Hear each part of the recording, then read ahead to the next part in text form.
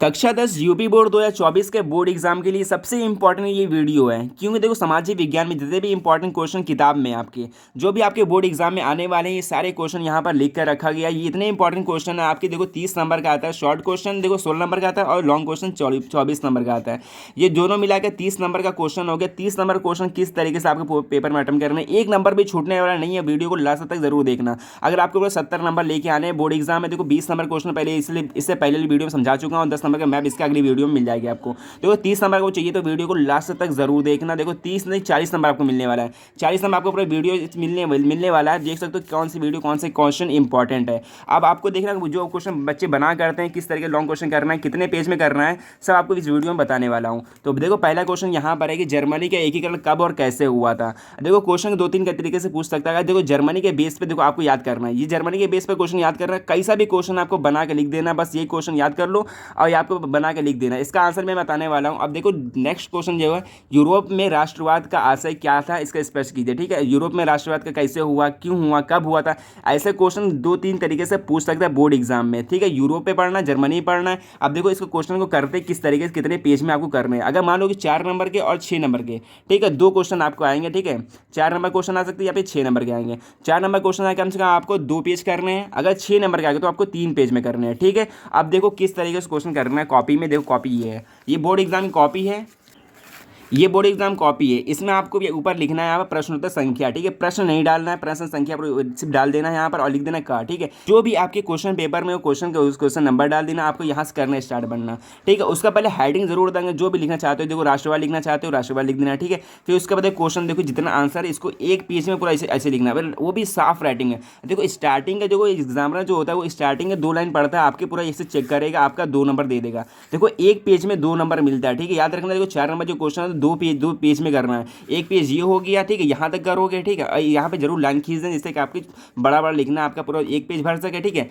और देखो दूसरा पेज ये है, दूसरा पेज यहाँ पर है, आप यहाँ से भर सकते हो। ठीक है, 2 पेज करोगे तो आपके 4 नंबर पूरा मिल जाएगा। ठीक है, एग्जामिनर चेक करके भी 1 नंबर भी नहीं काटेगा। बट हाँ, हेडिंग बाई हेडिंग जरूर लिखना क्वेश्चन को। देखो क्वेश्चन लिखने का तरीका अगर बना के करना तो आपके हेडिंग में हेडिंग लिखो, आपके पूरे नंबर मिलेंगे। ठीक है, तो यहाँ देख सकते हो फ्रांस की क्रांति कब हुआ था, उसका मुख्य कारण क्या था। देखो फ्रांस की क्रांति 1889 ईस्वी में। तो इसका बना करोगे, फिर इसके बाद इसमें लिख देना heading by heading, 2-3 heading 4 heading लिख दोगे। 4 नंबर में आपके 2 पेज में लिखना पड़ेगा। ठीक है, अगर 6 नंबर क्वेश्चन है तो याद रखना 3 पेज लिखना है। ठीक है, तभी आपके नंबर पूरे मिलेंगे, 1 नंबर भी कटेंगे नहीं। ठीक है, तो देखो आप इंपॉर्टेंट क्वेश्चन कौन सा, जितने भी क्वेश्चन है आप एक कॉपी में लिख के रख लेना। यही क्वेश्चन आपके बोर्ड एग्जाम में आने वाले, इससे बाहर कोई भी नहीं आने वाला है। तो तीसरा क्वेश्चन देख सकते हो कि सविनय अवज्ञा आंदोलन से आप क्या समझते हैं।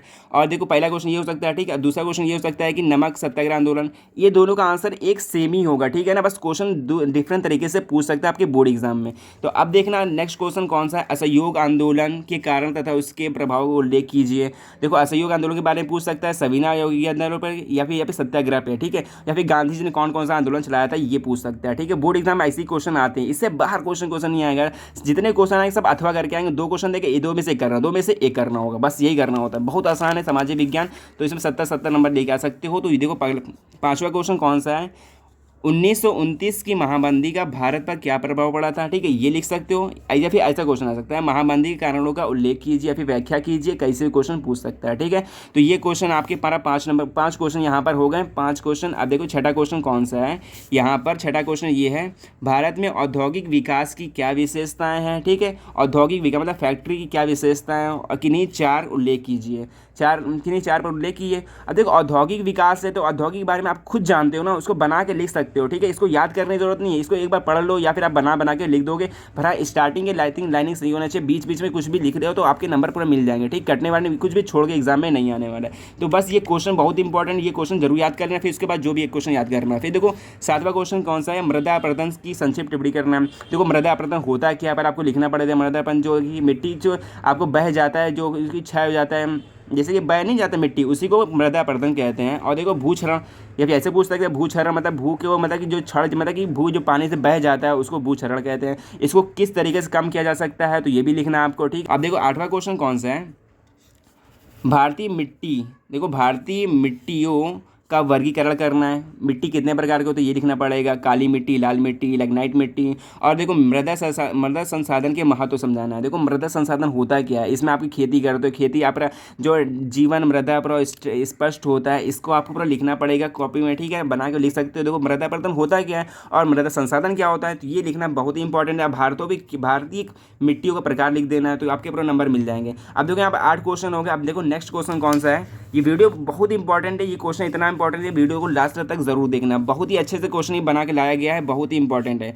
अब देखो चिपको आंदोलन क्या है। अब देखो पेड़ों को बचाने के लिए महिलाओं ने चिपको आंदोलन चलाया था, वो चिपको आंदोलन, इसको बना के लिख दोगे या फिर आपको 1-2 बार पढ़ लेना, याद हो जाएगा। बहुत ही आसान क्वेश्चन है ये।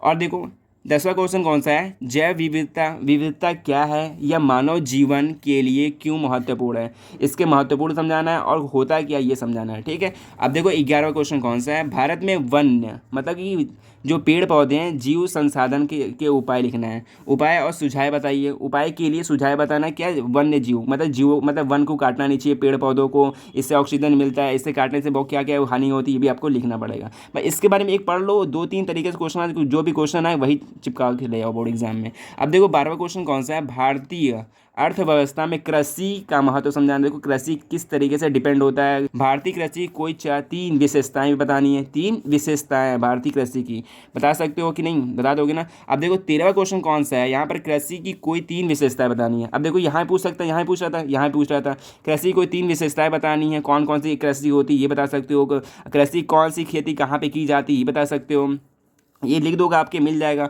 अब देखो 14वां क्वेश्चन क्या है, कृषि पे। देखो कृषि बेस पे कितना क्वेश्चन पूछा जा रहा है ना। अब देखो वाणिज्यिक कृषि किसे कहते हैं, जो वो कृषि जो कि खेती करके बेचा जाता है जिससे कि आपको लाभ कमा रहे हो, वो वाणिज्यिक कृषि होता है, जो कि बहुत मात्रा में होती है, ये होती है वाणिज्यिक कृषि, ठीक है। अब देखो 15वां क्वेश्चन कौन सा है, चावल की खेती के लिए भौगोलिक मतलब कि कौन सी अवस्था आपके लिए दर्शाना पड़ेगा। इसके लिए भौगोलिक मतलब क्या होता है, इसमें कौन सा पर्यावरण आपको चाहिए चावल खेती के लिए, ये बताना पड़ेगा। इसके दशाओं का वर्णन करना है, ठीक है। वर्णन आपके पूछता है बोर्ड एग्जाम में तो कर देना, ठीक। अब अगला क्वेश्चन देखो 16 वाला, ऊर्जा के परंपरागत तथा गैर परंपरागत में क्या अंतर होता है ये समझाना है, ठीक है। अंतर समझाना, होता क्या ये समझाना है। देखो परंपरागत होता है क्या है, जो एक बार यूज़ करने के बाद दोबारा खत्म हो जाता है, इसको दोबारा यूज़ में नहीं ला सकते हो, तो ये परंपरागत होता है। एक गैर परंपरागत क्या होता है, अब देखो जो जैसे सोलर पैनल हो गया, एक बार एनर्जी लेने के बाद दोबारा भी एनर्जी ले सकते हो, चार्ज कर सकते हो ना, इसको गैर परंपरागत कहते हैं। देखो परंपरागत और गैर परंपरागत कर लेना, ये भी क्वेश्चन जरूर इंपॉर्टेंट है, ये आता है, ठीक है, बोर्ड एग्जाम में। 17वां क्वेश्चन है, खनिज संरक्षण क्यों आवश्यक है। खनिज संरक्षण मतलब खनिज को बचाना क्यों आवश्यक है। और अगला क्वेश्चन देखो, उद्योग पर्यावरण को कैसे प्रदूषित करता है, बता सकते हो। उद्योग में जो फैक्ट्री है पर्यावरण को कैसे प्रदूषित कर रहा है।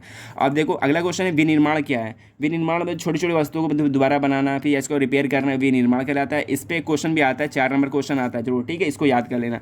ये इंपॉर्टेंट क्वेश्चन बहुत है। अब नेक्स्ट क्वेश्चन देख लो, अब ज़्यादा क्वेश्चन नहीं, कम से कम 30 क्वेश्चन यहाँ पे मैं बताया हूँ। अब देखो 20वां क्वेश्चन कौन सा है, सड़क परिवहन की 3 लाभ बताना है। तो सड़क परिवहन पर लाभ बता देना, इसका क्या लाभ होता है, ठीक है। अब भारत में सड़कों की वर्गीकरण करना है कि भारत में कितने प्रकार की सड़कें होती हैं, हाईवे होता है, इसमें आपका माल का आवाजाही होता है, ये बताना है आपको।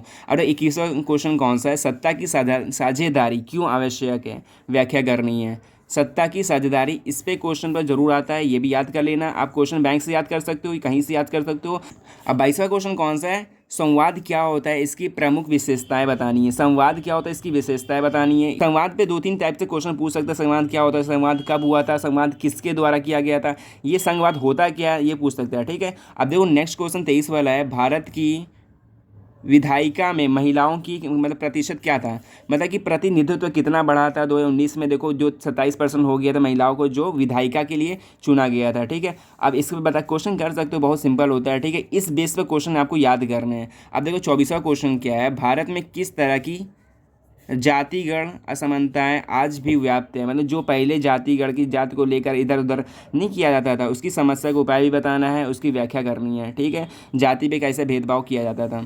और देखो 25वां क्वेश्चन यहाँ पर है, लोकतंत्र किस तरह उत्तरदायी, जिम्मेदार और वैध सरकार का गठन है। लोकतंत्र के बारे में 2-3 क्वेश्चन आ सकता है। इस लोकतंत्र के एक ही क्वेश्चन आंसर याद करो, जो भी क्वेश्चन है वही चिपका के चले आना है बोर्ड एग्जाम में, ठीक। अब देखो 26वां क्वेश्चन कौन है, राष्ट्रीय आय प्रति व्यक्ति आय में क्या अंतर है। देखो राष्ट्रीय आय क्या होता है, प्रति व्यक्ति आय क्या होता है, इसके बारे में क्वेश्चन का आंसर देना है आपको, ठीक। और 27वां क्वेश्चन कौन सा है, रोजगार के संगठित तथा असंगठित क्षेत्रों का अंतर करना है। रोजगार के बारे में आपको इसमें लिख देना है, ठीक है। और अगला क्वेश्चन देखो, ये बहुत इंपॉर्टेंट क्वेश्चन है, प्राथमिक द्वितीयक तृतीयक क्षेत्र में अंतर लिखना है।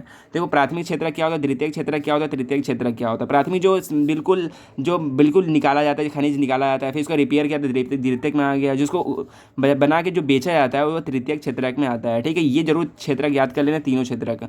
और देखो 29वां क्वेश्चन यहाँ पर है कि विदेशी व्यापार के लाभों का वर्णन करना है। विदेशी व्यापार जो विदेशों में विदेशों से व्यापार किया जाता है उसे विदेशी व्यापार करना है, उसके लाभों का वर्णन करना है और होता क्या है ये भी समझाना है, ठीक है। 2-3 तरीके से पूछ सकता है।